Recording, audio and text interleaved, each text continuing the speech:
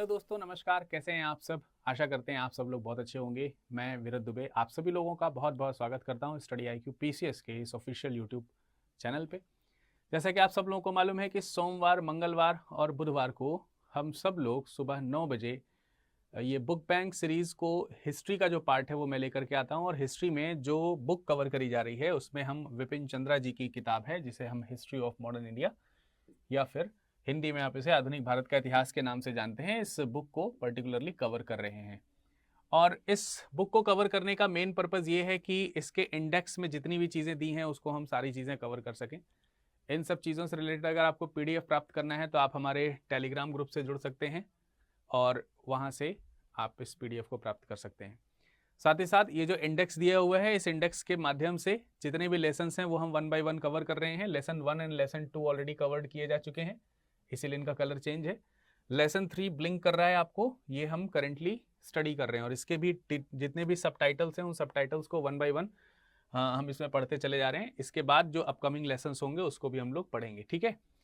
तो ये जो लेसन 3 है, इस लेसन 3 का टाइटल है भारत में ब्रिटिश साम्राज्य, आर्थिक नीतियां और प्रशासनिक ढांचा। 1757 से लेकर के 1857 तक के इतिहास में जो कुछ भी इस तरीके की चीजें थी उसके ऊपर हम लोग को डिस्कशन रखना था।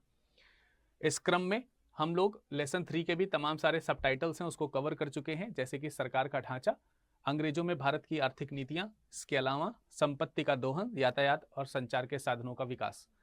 आज हम लोग इनके द्वारा लागू की गई 4 विशिष्ट पॉलिसीज हैं उनके ऊपर डिस्कशन करेंगे, जिसमें से एक है मालगुजारी, दूसरी है इस्तमरारी, इसके अलावा है रैयतवारी और महलवारी। ये 4 प्रथाएं या पॉलिसीज जो थी उनको इंट्रोड्यूस किया गया था ब्रिटिशर्स के द्वारा, उसके ऊपर आज का हमारा डिस्कशन रहेगा। डिस्कशन शुरू करने से पहले एक इंपॉर्टेंट इन्फॉर्मेशन, जैसा कि आप सब लोगों को मालूम है कि 20 जून 2022 से,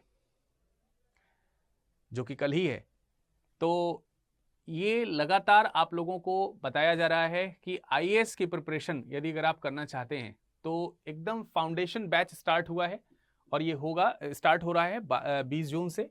और इसके लिए लोगों ने रजिस्ट्रेशन कर लिए हैं और अगर अभी तक आपने रजिस्ट्रेशन नहीं कराए हैं सो जल्दी से जल्दी इस कोड का इस्तेमाल करिए और 18,500 में मात्र आपको ये लाइव फाउंडेशन बैच यूट्यूब पर मिल जाएगा। और इस लाइव फाउंडेशन बैच की खास बात ये होगी कि आप इससे आसानी से जो है अपनी चीज़ों को कवर कर सकते हैं, मतलब 0 से लेकर के अप टू द लेवल जितना भी है इस बैच का वो सब कवर कराया जाएगा। सो विदाउट डिले आप इसको जल्दी से जल्दी परचेज कर लीजिए।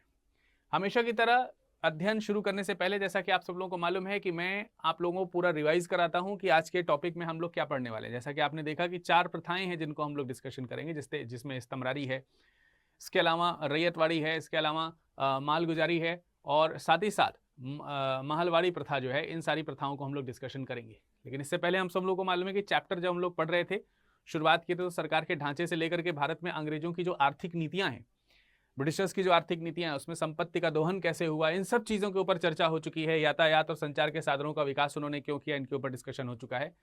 आज हमारा डिस्कशन शुरू होगा मालगुजारी प्रथा को लेकर के। तो जो 4 प्रथाएं हैं उनको पहले शॉर्ट में समझ लेते हैं। इनके जो डेटा पॉइंट्स हैं वो हम लोग MCQs के माध्यम से सॉल्व करेंगे।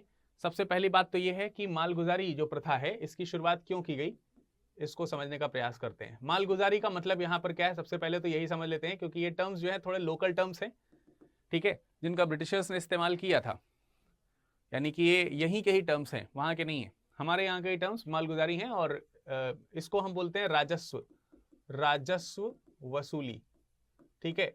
राजस्व वसूली की कोई नई प्रथा नहीं है, मतलब राजस्व वसूली की प्रथाएं तो पहले भी होती रही हैं, लेकिन अंग्रेजों को विशिष्ट रूप से राजस्व वसूली की जरूरत पड़ती थी। जैसे कि भारत पर जो विजय कर रहे हैं, अल्टीमेटली उन भारत पर जो विजय करने पे जो खर्चा आ रहा है वो खर्चा इसी राजस्व से निकाला जाता था, तो भारत के राजस्व से निकाला जाए। इसके अलावा जो संचार के साधन जो एस्टैब्लिश कर रहे हैं उसके लिए भी जो उनको खर्चा देना है वो यहीं से आएगा। ब्रिटिश शासन मजबूत हो सके उसके लिए जो रुपए पैसे की जरूरत पड़ रही है उसके लिए खर्चा। ऊंचे प्रशासकीय पदों पर आप सब लोगों को मालूम है कि बड़े बड़े जो अंग्रेज अधिकारी हुआ करते थे, चाहे वो सैन्य अधिकारी हो चाहे वो प्रशासनिक अधिकारी हो, इन सबको बड़े बड़े ओहदे दिए जाते थे, जबकि छोटे ओहदे जो हैं वो भारतीयों के लिए रखे जाते थे। तो उसका खर्चा उठाने के लिए, उनका सैलरी वगैरह देने के लिए भारतीय राजस्व का इस्तेमाल किया जाता था। 1813 तक जितना भी प्रशासनिक प्रसार किया गया था उन सब से जो मालगुजारी का जो संग्रह होता था वो मालगुजारी का संग्रह इसीलिए इन्हीं पर्पज से ही इस्तेमाल होता था कि ये जो जितने भी जो चीज़ें मैंने बताई हैं अभी, जैसे कि भारत पर विजय प्राप्त करना, यहाँ पर अपना जो है शासन इस्टेब्लिश करना, अपने लोगों को पैसा देना, कंपनी का खर्चा उठाना, इन सब चीज़ों की भरपाई जो है इसी राजस्व से होती थी। अब ये राजस्व जो है इसमें इसको अधिक से अधिक वसूला जा सके, वास्तविक रूप में ये वसूली का कार्य जो लोकल शासक हुआ करते थे वो भी करते थे, लेकिन अब अंग्रेज सीधा करने लगे हैं। लेकिन अब यहाँ पर ये है कि इसके पीछे जो है पूरा एक प्लानिंग करना पड़ेगा कि ये जो राजस्व वसूली है, ये राजस्व वसूली वास्तविक रूप में किनसे होती थी। अल्टीमेटली जाकर के देखा जाए तो भारतीय किसानों से होती थी। किससे होती थी? भारतीय किसानों से। आप इन्हें भारतीय किसान कह लीजिए या रैयत कह लीजिए, एक ही बात है, ठीक है। तो कई जगहों पर इसके लिए रैयत शब्द का इस्तेमाल हुआ है, यही रैयत है। तो होता क्या था कि अगर इन रैयतों से या फिर दूसरे जो काश्तकार हैं इनसे अगर मालगुजारी वसूलनी है, मालगुजारी का मतलब राजस्व वसूलना है, तो कंपनी को इस पर काफी खर्चा करना पड़ता था, इसके लिए अधिकारी रखने पड़ते थे, और वो भी टाइम टू टाइम, कई बार इतने लाखों की संख्या में ये क्या कह सकते हैं कि काश्तकार हुआ करते थे कि इनको कंट्रोल कर पाना या इनसे टाइम पर वसूली कर पाना ये संभव नहीं होता था। इससे कंपनी को काफी नुकसान होता था। अब इस राजस्व को वसूलने के लिए बीच में एक बिचौलिए का इस्तेमाल किया गया। बिचौलिया मतलब मीडिएटर। एक मीडिएटर का इस्तेमाल किया गया जिसे आप जमींदार कह सकते हैं, ठीक है। पहले भी ये जमींदार वगैरह हैं या फिर मालगुजारेदारी जो करते थे, मालगुजारी जो करते थे, इन लोगों के माध्यम से वसूला जाता था। अब इन्हें बिचौलिए के रूप में इस्तेमाल किया जाएगा और इनको एक बीच में टोकन फिक्स कर दिया जाएगा, या यूं कह सकते हैं कि उनका एक वो होता है ना कमीशन फिक्स कर दिया जाएगा, और इनका कमीशन फिक्स करके इनको जिम्मेदारी दी जाएगी कि इन रैयत या काश्तकारों से धन उगाहें और ला करके कंपनी के उसमें जमा करें, कोष में जमा करें। तो एक सिंपल से मीनिंग है कि इतने सारे काश्तकारों की जगह पर कुछ ठेकेदारों को रख लिया जाए और वो ठेकेदार ला करके क्या कर दें, पैसे को कलेक्ट करें, और उसका जो कलेक्ट करने का जो भी उनका खर्चा बनता है, यानी कि जो भी कमीशन बनता है वो कमीशन हम दे देंगे। समय बचेगा, राजस्व टाइम से कलेक्ट हो जाएगा, हमारी टेंशन नहीं है इतने सारे काश्तकारों को डील करने की, हमारी टेंशन सिर्फ जमींदारों और मालगुजारों की। लेकिन सिर्फ कमीशन के माध्यम से तो ये जो कह सकते हैं कि जमींदार या मालगुजारीदार हैं, ये काम नहीं करेंगे। तो कई जगहों पर इन लोगों के लिए प्रथा अपनाई गई कि इन जमींदारों को जो किसानों के खेत हैं उनसे लेकर के, जो खेतिहर भूमि है वो खेत लेकर के वो जमीन जो है वो इन लोगों को दे दी जाए। हालांकि वो इसके स्थायी मालिक नहीं होते थे, लेकिन स्थायी मालिकों जैसा ही उनको अधिकार दे दिया जाए, क्योंकि राजस्व वसूली का अधिकार जिसके पास होगा मालिक वही है। तो किसान जो है अब अपने खेत में ही, या फिर जो भी इनको खेत मिलता था वो अपने खेत में केवल कृषक, खेती करने वाले कृषक रह गए, बस इतनी सी बात रह गई। तो इसी प्रथा को हम लोगों ने मालगुजारी बोला है, ठीक है। तो मालगुजारी समझ में आ गया होगा कि मालगुजारी में क्या हो रहा है।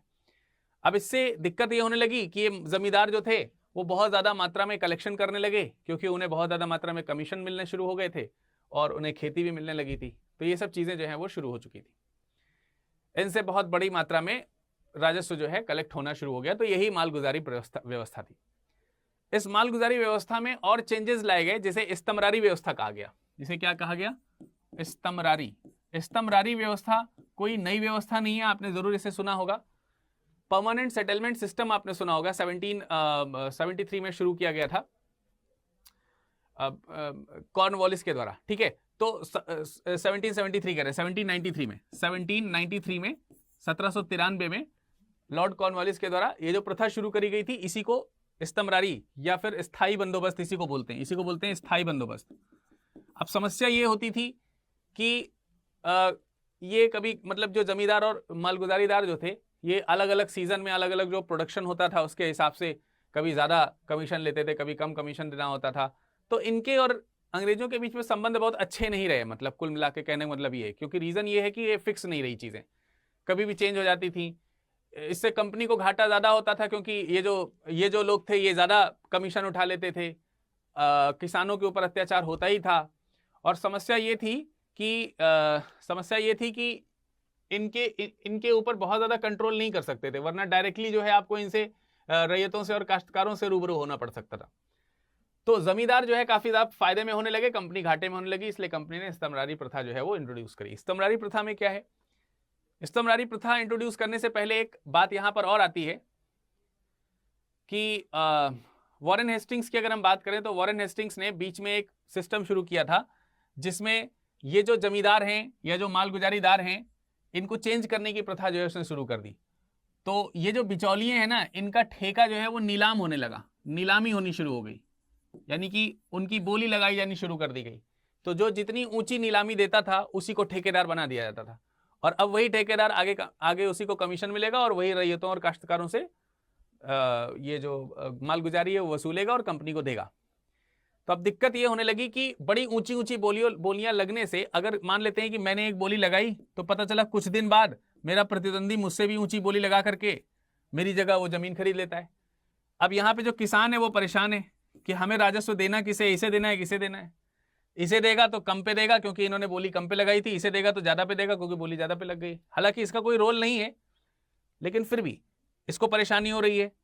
इन दोनों के अस्थायी होने से इनको भी परेशानी हो रही कि मतलब कंपनी लालच में आके इन्हें दे जरूर देती थी, लेकिन इससे एस्टेब्लिशमेंट होना शुरू हो गया। मतलब किसानों ने ढंग से खेती करना बंद कर दिया, इन लोगों ने ढंग से मालगुजारी लेना बंद कर दिया, क्योंकि पता ही नहीं कि अगली नीलामी कौन लेने वाला है। फसल खड़ी हो गई है और फसल की नीलामी कोई भी लगा सकता था, कभी भी लगा सकता था। तो मतलब एकदम हैब्जार्ड स्थिति हो गई, बहुत अजीब तरीके की स्थिति हो गई, पता नहीं चल रहा कौन क्या करने वाला है। सो सिंपली स्तंभरारी प्रथा में चेंजेस किए गए, मतलब इस मालगुजारी प्रथा में चेंजेस किए गए, और चेंजेस जो आए वही स्तंभरारी के रूप में जाने गए। और ये चेंजेस लेकर के आने वाला लॉर्ड कॉर्नवालिस हुआ। उसने कहा कि ये सब नीलामी स्थायी कर दो, मतलब ये सब नहीं, ऐसा नहीं है कि तुम जब मर्जी है तब बढ़ा दिए, जब मर्जी तब घटा दिया, ऐसा नहीं चलेगा। ऐसा चलेगा कि जो जमींदार हैं या फिर जो मालगुजारीदार हैं, इन लोगों का जो राजस्व वसूली का काम है, राजस्व वसूली का काम है, इसको फिक्स कर दीजिए। और फिक्स करके इनके द्वारा ये कहा जाए कि जितना भी आपका जो जमीन है, आपके अंतर्गत जितनी जमीन आती है, उससे जो भी आप राजस्व वसूलेंगे उस राजस्व का परसेंटेज फिक्स कर दिया जाए कि इतना आपको देना ही है राजकोष में। अब तुम इनसे चाहे जितना वसूल लो, उससे मतलब नहीं है। मतलब ये कर दिया गया कि जो मालगुजारेदार हैं या फिर जो जमींदार हैं, ये कितना हिस्सा अंग्रेज सरकार को देंगे, ये हिस्सा फिक्स कर दिया जाए। इस हिस्से में कोई चेंजेस नहीं आएंगे। ये जो बार बार बदल रहा था ना, ये चेंजेस नहीं आएंगे। आपको इस खेत पर इतनी जमीन आपके पास है तो इतना हिस्सा देना ही देना है, फिक्स है ये। अब इसके ऊपर तुम कमा लो तो वो तुम्हारी कमाई, लेकिन हमको इतना चाहिए, चाहे यहां फसल उगे चाहे ना उगे। ज्यादा उग जाए तुम्हारा, नहीं उगेगा तो भी तुम्हें देना पड़ेगा, दोनों चीजें। और ये जमीन जो है ये भी तुम्हारी, तो इन सब चीजों को इंट्रोड्यूस किया गया स्तंभरारी प्रथा में। और स्तंभरारी प्रथा का मूल उद्देश्य ये था कि एक तो ये जो एस्टेब्लिशमेंट वाला जो केस दिख रहा है वो एस्टेब्लिश हो जाए, परमानेंटली सेटल हो जाए, बार बार झिकझिक ना हो, लड़ाई झगड़ा ना हो। इसके अलावा अगर हम ये फिक्स कर देंगे तो इससे कहीं ना कहीं अल्टीमेटली इन लोगों को भी फायदा होगा और ये हमारे प्रति वफादार हो जाएंगे। तो जो किसान अगर थोड़ा बहुत विद्रोह करते हैं, उन विद्रोहों को दबाने के लिए इनकी सहायता की जरूरत पड़ेगी हमको। तो एक तो स्थायी रूप से जो मनी है वो सिक्योर हो गया, वो पैसा डूबने वाला नहीं है, इतना तो हमें चाहिए ही चाहिए, फसल हो चाहे ना हो, और फसल होती ही थी तो दे देते थे आसानी से। दूसरी बात यह है कि लैंड जो है उनका मालिक भी फिक्स हो गया, अब हमें ज्यादा किसानों से डील नहीं करना है, बीच में कुछ बिचौलिए थे उनसे केवल डील करना है, जो कि पहले भी होता था। और तीसरी बात यह है कि जब ज्यादा यहां पर ये वसूली अगर फिक्स कर दी गई तो ये जमींदार हैं, ये चाहेंगे कि इनके पास ज्यादा अर्निंग हो, क्योंकि जितना हमें देना है वो तो दे देंगे, उसके बाद जो बचेगा वो सेविंग इनकी है। तो ज्यादा सेविंग करने के लिए ज्यादा उत्पादन बढ़ेगा, उत्पादन ज्यादा बढ़ेगा तो लगान भी आसानी से ज्यादा मिल सकेगी अंग्रेजों को। तो इस तरीके से उत्पादन में भी एक वृद्धि देखने को मिलेगी। ये दो तीन चीजें थी जो इस स्तंभरारी प्रथा की विशेषता थी। लेकिन इसमें भी आगे चल करके दिक्कतें होनी शुरू हो गई। दिक्कत ये होने शुरू हो गई कि जमींदारों ने किसानों के ऊपर अत्याचार बढ़ा दिए और जमींदार जो है बहुत ज्यादा अमीर होने लगे, और जो हिस्सा जाना चाहिए था, ज्यादा प्रोडक्शन होने पे ज्यादा हिस्सा जो अंग्रेजों के पास जाना चाहिए था, वो अंग्रेजों के पास ना जाकर के अंग्रेजों का घाटा होना शुरू हो गया। और आगे चल करके इस प्रथा में कई सारे दोष देखने को इसी तरह से मिल गए। इसलिए इसकी जगह रिप्लेस किया गया, ये जो स्तंभरारी प्रथा है इसको रिप्लेस करने का काम ये किया रैयतवाड़ी प्रथा ने। किसने किया? रैयतवाड़ी सिस्टम ने। और रैयतवाड़ी सिस्टम जो है वो मुनरो के द्वारा लाया गया था। जनरल रीड और मुनरो के द्वारा इसको समझा गया कि इसमें कुछ गुण और दोष हैं। उन गुण दोषों को हटाने के बाद मद्रास से अगर देखा जाए तो रैयतवाड़ी प्रथा की शुरुआत किसने कर दी? हेनरी मुनरो ने कर दी। 19वीं शताब्दी में इसकी शुरुआत जो है वो मद्रास और बंबई से प्रारंभ हो गई थी। अलग अलग स्थानों पर स्थायी बंदोबस्त की जगह पर रैयतवाड़ी सिस्टम को लेकर के आया गया। रैयतवाड़ी सिस्टम में क्या किया गया? रैयतों से सीधा डील हुई। रैयतों से कहा गया कि जो तुम्हारी जमीन ले ली गई थी स्तंभरारी प्रथा में वो तुम्हें दे दी जाएगी, तुम अपनी जमीन के मालिक होगे, बशर्ते तुम सबको जो भी यहां पर जो लगान लगाया जाएगा वो लगान टाइम पे देना ही पड़ेगा, नहीं दोगे तो तुम्हारी जमीन हड़प ली जाएगी। तो अब इस तरीके से ये बिचौलियों का काम खत्म हो गया और खत्म होने से रैयतों से सीधा डील होनी शुरू हो गई। इसीलिए इसको रैयतवाड़ी प्रथा कहा गया सिंपली। बाकी टर्म्स वहां समझाएंगे, ठीक है। और इसमें भी आगे चल करके बहुत ज्यादा दिक्कतें होनी शुरू हुई, क्योंकि किसानों से अधिक माल वसूलने के चक्कर में अधिक लगान लगाना शुरू कर दिया था। 45 से लेके 55% तक का हिस्सा ये अंग्रेजों के खातों में चला जाता था। किसानों के ऊपर अत्याचार अलग होता था, और अगर ये टाइम पे नहीं वसूली दे पाते थे तो वसूली गायब कर दी जाती थी उनकी, मतलब पूरा खेत हड़प लिया जाता था। तो ये रैयतवाड़ी प्रथा थी। और एक लास्ट में आपको एक प्रथा और देखने को मिलेगी जिसे महालवाड़ी प्रथा कहेंगे। महालवाड़ी प्रथा, ये महालवाड़ी प्रथा में महाल शब्द जो है ये उसके लिए इस्तेमाल किया जाता है जो गांव का लीडर होता है, जैसे कि ग्राम प्रधान। तो अब इस वाले सिस्टम में क्या किया गया? ये मैकेंजी के द्वारा शुरू किया गया था, और मैकेंजी ने इस सिस्टम में कहा कि जो भी गांव के हिस्से हैं उनका जो सरदार है वो सरदार अपने गांव का कलेक्शन लाके हमको दे, और नहीं देगा तो उसकी किसानी चली जाएगी उसके गांव की। तो ये जिम्मेदारी उसको दे दे। महालवारों के ऊपर लागू कर दी गई तो महालवाड़ी प्रथा हो गई। ये बिहार वगैरह में, उत्तर पश्चिम भारत के हिस्से में थोड़ा सा इसको ज्यादा लागू किया गया। तो इस तरीके की 4 प्रथाएं मैंने आपको बताई, इन्हीं से रिलेटेड आज का एमसीक्यू है। आई होप कि आपको ये स्टोरी जो है वो समझ में आ गई होंगी, और इनसे रिलेटेड फैक्ट्स जो हैं चलिए हम लोग पढ़ते हैं अब एमसीक्यू में, ठीक है। तो एमसीक्यू में पहला प्रश्न जो है वो क्या है? फर्स्ट क्वेश्चन क्या है? मालगुजारी की नीति को कठोरता से लागू करना अंग्रेजों के लिए क्यों आवश्यक था? 4 ऑप्शंस आपको यहां पर दिए गए हैं। इन चारों ऑप्शंस को देख करके आपको क्या लगता है जल्दी से देख करके मुझे बताइए। पहला क्वेश्चन आपके लिए लिखा हुआ है, फर्स्ट क्वेश्चन लिखा हुआ है, ऑप्शन लिखा हुआ है, भारत को आर्थिक रूप से मजबूत बनाने के लिए इस मालगुजारी को कठोरता से लागू करना जरूरी था, या भारतीय किसानों से उनकी जमीन हड़पने के लिए इसको लागू करना जरूरी था, या आवश्यक आर्थिक प्रशासकीय खर्चे उठाने के लिए कंपनी के राजस्व की आवश्यकता को पूरा करने के लिए इस मालगुजारी नीति को लागू करना जरूरी था, या फिर खेतिहर किसानों से मालगुजारी वसूलने के लिए बिचौलियों को समाप्त करने के लिए यह प्रथा लागू करनी जरूरी थी। तो चलिए एक एक ऑप्शंस का एनालिसिस करते हैं। भारत को आर्थिक रूप से मजबूत बनाने के लिए तो अंग्रेजों ने कोई काम किया ही नहीं। ऐसा कोई भी ऑप्शन आ जाए 99.99% वो गलत ही है, ये आपको मालूम है। सो पहला आंसर बिल्कुल सही नहीं हो सकता है, ठीक है। पहला आंसर तो बिल्कुल सही है नहीं। दूसरा, भारतीय किसानों को से उनकी जमीन हड़पने के लिए, यहां पर भारतीय किसानों से जमीन हड़पने जैसी कोई चीज नहीं है यहां पर, बल्कि उनसे अधिक से अधिक राजस्व वसूलने जैसी बात है। और ये राजस्व वसूलने का काम बिचौलिए करेंगे तो ज्यादा ठीक रहेगा, वरना करने को तो ये अंग्रेज ये काम कर सकते थे, लेकिन प्राइमरी मोटो उनका ये नहीं है। प्राइमरी मोटो इनका राजस्व हड़पने का है, जमीन हड़पने का नहीं। तो ये भी गलत हो गया। ये वाला भी ऑप्शन क्या है? गलत है। आवश्यक आर्थिक और प्रशासकीय खर्चा उठाने के लिए कंपनी को राजस्व की आवश्यकता थी, और उसको पूरा करने के लिए यह मालगुजारी की नीति को कठोरता से लागू करना जरूरी था। तो यह बात बिल्कुल सही है। मैंने आपको बताया कि अपने इकोनॉमिकल और एडमिनिस्ट्रेटिव जो एक्सपेंसेस थे वो इंडियन रेवेन्यू से ही, यानी इंडियन मालगुजारी से ही निकलते थे, और इसीलिए मालगुजारी को सबसे अच्छी तरीके से लागू करना इनकी जिम्मेदारी थी, ठीक है। तो ये वाला ऑप्शन बिल्कुल सही है। क्यों आवश्यक था? ऑप्शन नंबर सी बिल्कुल सही जवाब है इसका, ठीक है। तो करेक्ट आंसर क्या हो गया? ऑप्शन नंबर सी हो गया, ठीक। खेतिहर किसानों से मालगुजारी वसूलने के लिए बिचौलियों को समाप्त करने जैसी बात नहीं थी, यहां पर बिचौलियों को लाने जैसी बात थी। बिचौलिए बीच में आए थे, मीडिएटर्स आए थे। क्वेश्चन का आंसर समझ में आ गया, हाँ या नहीं? तो मालगुजारी प्रथा जो है ये आपको समझ में आ गई होगी। यहां मालगुजारी का मतलब रेवेन्यू से है, राजस्व से है, ठीक है। why was it necessary for the Britishers to strictly implement the revenue policy? Revenue policy का मतलब वही, इसको कहीं कहीं रेवेन्यू को इंग्लिश में इसी तरीके से मालगुजारी लिखा जाता है, ठीक है, मालगुजारी सिस्टम ऐसे इंग्लिश में भी लिखा रहता है। इस चीज का ध्यान रखना है आपको कि मालगुजारी क्या है, मैंने आपको बता दिया। नाउ अगला क्वेश्चन है, 1793 में गवर्नर जनरल के द्वारा बंगाल और बिहार में स्तमरारी बंदोबस्त आरंभ किया गया था, तो वो कौन सा गवर्नर जनरल था, इसका क्वेश्चन बन रहा है यहां पर। और अभी थोड़ी देर पहले मैंने बताया, देखिए 2-3 चीज आपको यहां पर पता चल गई कि ये जो स्तमरारी बंदोबस्त है, स्तमरारी बंदोबस्त 1793 में शुरू किया गया था, और 1793 में इसे शुरू किसने किया था, लॉर्ड कॉर्नवालिस ने, ठीक है, लॉर्ड कॉर्नवालिस ने। बाद में जाकर के सर जॉन शोर ने देखा कि इसमें कुछ कमियां आनी शुरू हो चुकी थी, तो वो इसमें परिवर्तन लाना चाहते थे, लेकिन आगे चल करके परिवर्तन लाया भी गया।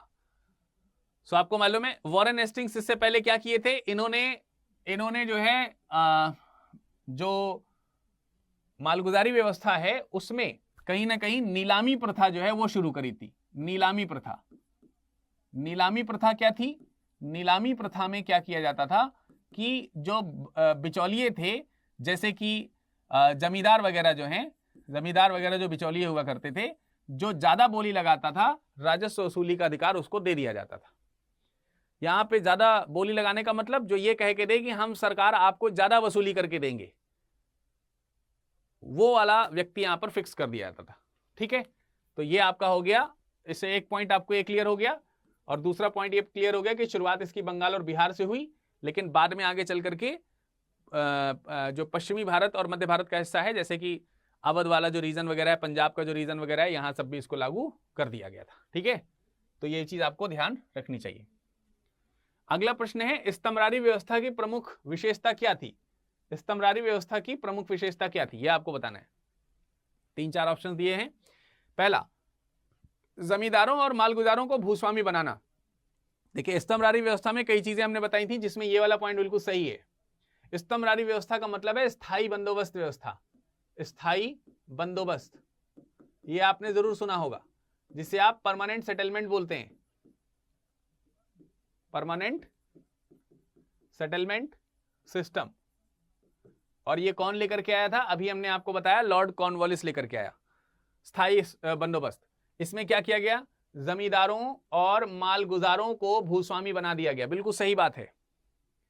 और इतना ही नहीं, ये भी कहा गया कि ये जो स्वामित्व है, ये जो ओनरशिप है, स्वामित्व, ये जो ओनरशिप है, ये कैसी हो जाएगी, वंशानुगत हो जाएगी। ये ओनरशिप कैसी रहेगी, वंशानुगत। वंशानुगत का मतलब इनके बाद इनका जो भी वंश आगे चलाने वाला होगा वो इसको मिल जाएगा। इसमें दूसरा पॉइंट लिखा है, जमींदारों को किसानों से जो भी लगान मिलता था उसका 10/11 भाग इन्हें राज्य को राजस्व देना होता था। राजस्व का मतलब एक तरीके से टैक्स देना पड़ता था इनको, जो यहां पे लगान लगता था। तो आपको लगान और टैक्स में थोड़ा सा अंतर भी समझ में आ गया होगा यहीं पर। तो ये कितना देना पड़ता था, 10/11 भाग, और 1/11 भाग जो है ये अपने पास रखते थे। और इसी 1/11 भाग का हिस्सा बड़ा रखने के लिए, इसी 1/11 भाग का हिस्सा बड़ा रखने के लिए ये जमींदार किसानों के ऊपर बहुत अत्याचार करते थे। भाई अगर 100 रुपए है, 100 रुपए है, तो 100 में से हमको, उनका कहने का मतलब है, जैसे यहां पर 10/11 है, तो 100 नहीं, ऐसे मान लेते हैं कि मान लेते हैं 11 रुपए है, तो ये चाहते हैं किसान, अंग्रेज चाहते हैं कि इसमें से 10 रुपए हमको दे दिया जाए और 1 रुपए जो है वो जमींदार रखे। और जमींदार ये चाहता है कि हमको 10 हिस्सा मिले, तो वो 1 का 10 गुना कर दिया उसने। 1 का 10 गुना करेंगे तो यहां पर भी 10 गुना हो जाएगा, 100 रुपए इनके पास चले जाएंगे।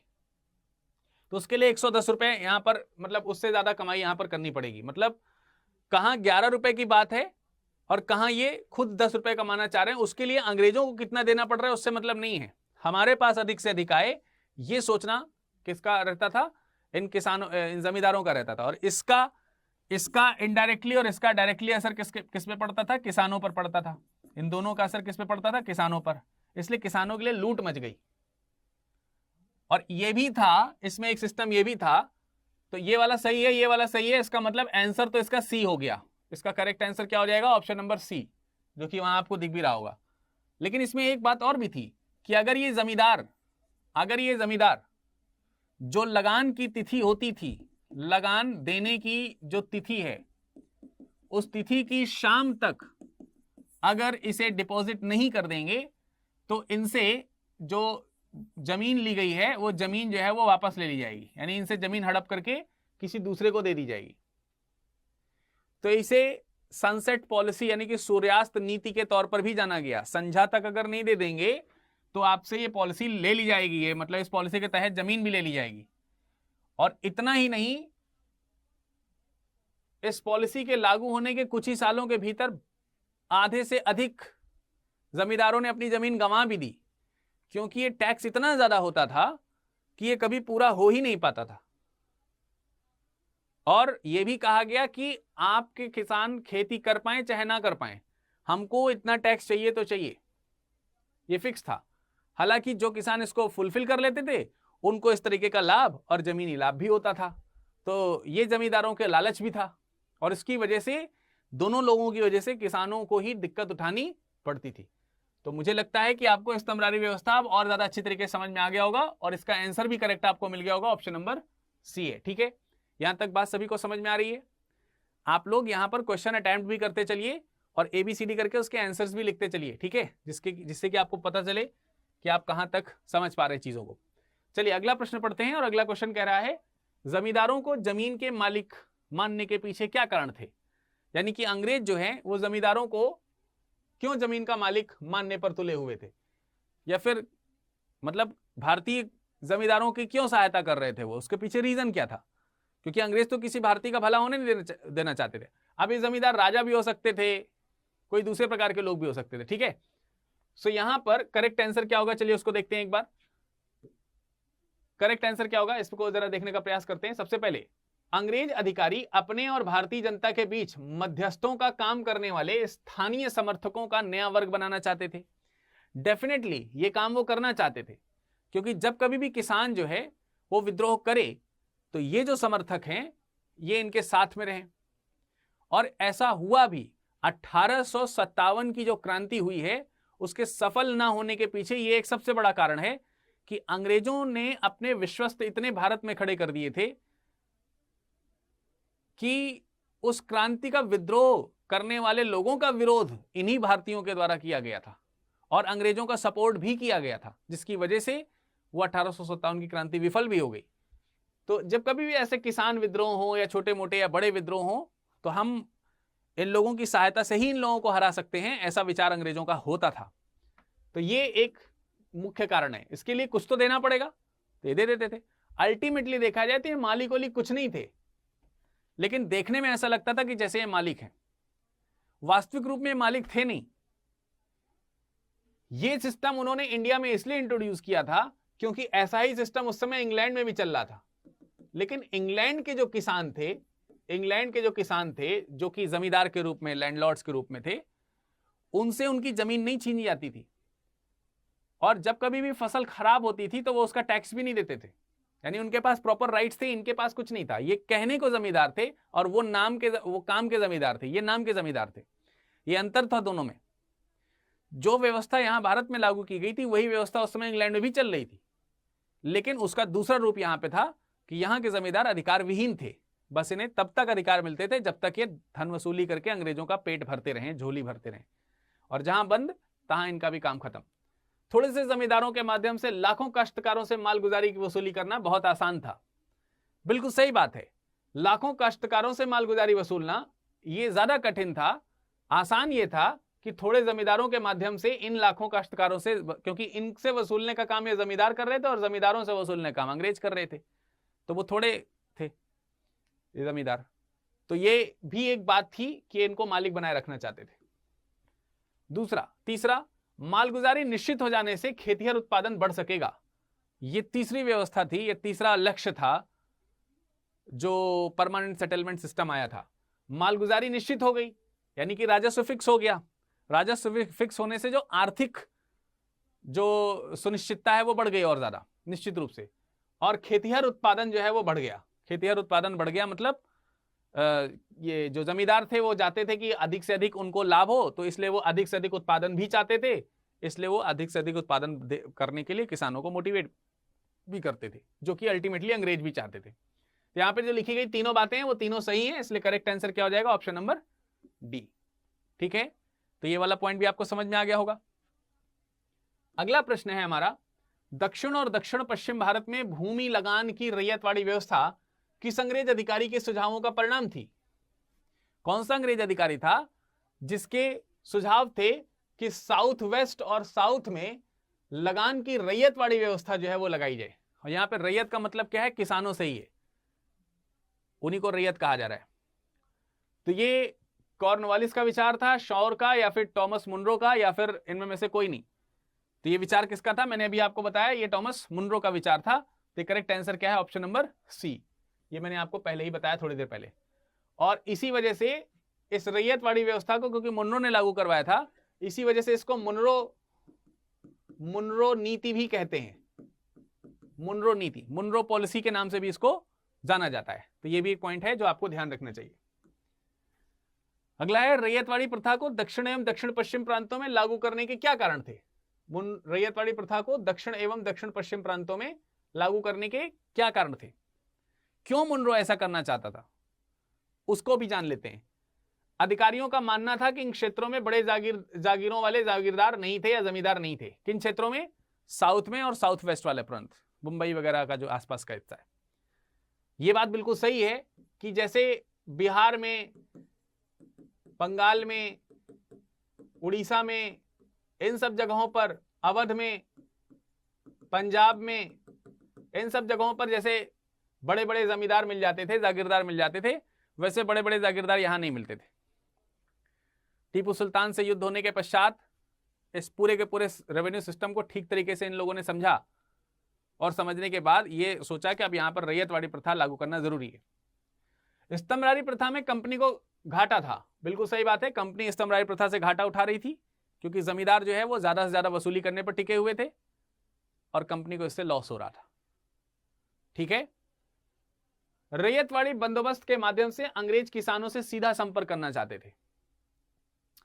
अब देखिए, रैयतवाड़ी बंदोबस्त के माध्यम से अंग्रेज किसानों से सीधा संपर्क करना चाहते थे, यह बात भी बिल्कुल सही है, क्योंकि उन्होंने रैयतों से ही कहा कि हम तुमसे सीधा धन वसूली कर रहे हैं, बीच में जो बिचौलिए हैं, बिचौलिए जो हैं, मीडिएटर्स जो हैं, इनको हम खत्म कर रहे हैं। अब आप ही अपने जमीन के मालिक हैं, लेकिन आपको निश्चित तौर पर एक निश्चित राशि हमको देते रहना होगा। नहीं दे पाएंगे तो हम आपसे आपकी जमीन हड़प लेंगे। यह बात भी सत्य है। इसका मतलब यह हुआ कि ऊपर के तीनों कथन सही हैं, तो हमारा करेक्ट आंसर क्या हो जाएगा? ऑप्शन नंबर डी हो जाएगा। ठीक, रैयतवाड़ी प्रथा के बारे में यह वाला पॉइंट भी आपको समझ में आ ही गया होगा। अगला प्रश्न, जमीन पर रैयत के मालिकाना हक को निम्नलिखित में से किन या किस कारणों या कारण से समाप्त कर दिया गया? ये समाप्त लिखा है, यहां पर थोड़ा सा मिसप्रिंट हुआ, समाप्त कर दिया गया। कौन से रीजन थे जिसकी वजह से रैयत के मालिकाना हक जो है उसके पास नहीं रह सकते थे? जैसे मैंने अभी थोड़ी देर पहले आपको बताया मैंने आपको, यहां पर जरा देखिए, इस जगह पर मैंने क्या बताया? रैयतवाड़ी बंदोबस्त के माध्यम से अंग्रेज किसानों से सीधा संपर्क करना चाहते थे, लेकिन मैंने बताया कि जमीन का अगर राजस्व नहीं दे पाए तो इनकी जमीन हड़प ली जाएगी, यह भी बात कही गई थी। तो ये किन शर्तों पर हड़प ली जाती थी? कौन कौन सी शर्तें थी? निर्धारित मालगुजारी बहुत अधिक थी और इतनी मालगुजारी वो नहीं दे पाते थे।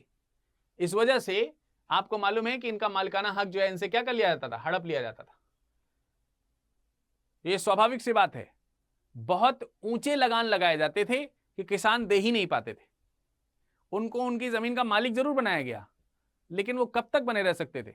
जबकि इनके पास कभी प्राकृतिक आपदा आ गई तो वो भी किसान ही झेलेंगे, और इतने उच्च लगान होते थे कि उससे उनके दैनिक खर्चे तक नहीं पूरे हो पाते थे। तो इन लगानों को समय पर देने के लिए ये जो बड़े बड़े पूंजीपति होते थे, सेठ साहूकार वगैरह होते थे, इनसे ऋण लेते थे, और वो ऋण इतना बढ़ जाता था कि ये अंग्रेजों की लगान और ऋण देने वाले लोगों के ऋण के नीचे ये दब जाते थे, और किसान जो आत्महत्या करने पर मजबूर हो जाता था। ये उस समय भी ऐसा होता था। तो निर्धारित मालगुजारी बहुत अधिक थी, ये निश्चित बात है। इसकी वजह से इनका मालिकाना हक चला ही जाता था। सरकार ने मालगुजारी बढ़ाने का अधिकार अपने हाथ में रखा था, और जब देखते थे कि प्रोडक्शन अधिक हो रहा है तो मालगुजारी और बढ़ा देते थे। तो ये भी एक सिस्टम हुआ जिसकी वजह से रैयतों को अपना मालिकाना हक जो है वो खोना पड़ा। रैयत की फसल किसी कारण से नष्ट भी हो जाए तो मालगुजारी पूरी देनी होती थी। बिल्कुल सही बात है, जब अर्निंग ही नहीं हुई है तो हम पेमेंट कहां से करेंगे, लेकिन करना है आपको चाहे जहां से करो। स्थिति में ये उधार लेते थे और उधार लेके पेमेंट करते थे तो उधर उधारी बढ़ जाती थी, क्योंकि इनके रेवेन्यू से इन्हें कभी फायदा होता ही नहीं था। तो ये तीनों सही हैं, इसलिए करेक्ट आंसर क्या हो जाएगा, ऑप्शन नंबर डी। ठीक है, तीनों पॉइंट समझ में आ गए आपको। इसका करेक्ट आंसर क्या हो गया, ऑप्शन नंबर डी। अगला प्रश्न है, महलवारी प्रथा के अंतर्गत राजस्व इकट्ठा करने और उसे कंपनी को अदा करने का जिम्मा किसे दिया गया। महलवारी प्रथा के अंतर्गत ये राजस्व इकट्ठा करने का अधिकार किसे दिया गया है, यह पूछा जा रहा है। जमींदारों को, कंपनी के अधिकारियों को, या फिर रैयतों को, या फिर गांव के मुखिया को। देखिए, महलवारी गांव के मुखिया को ही कहा जाता था। वो जो ग्रुप है ना, गांवों का जो ग्रुप है, उन गांव के ग्रुप का जो प्रमुख है उसे महाल कहा जा रहा है।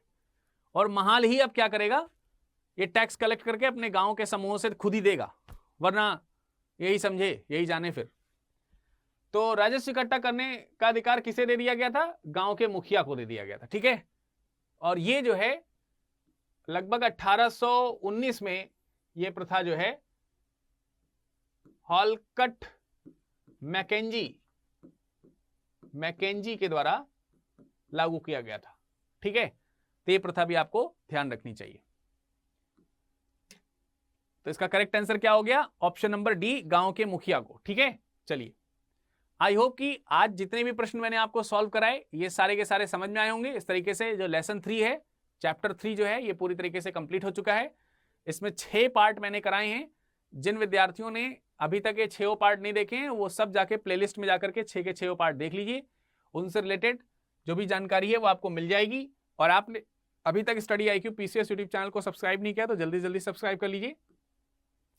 और किसी प्रकार की अगर आपको कोई क्वेरी है तो आप हमसे टेलीग्राम ग्रुप पे संपर्क कर सकते हैं और इस लेक्चर की PDF भी वहां से प्राप्त कर सकते हैं।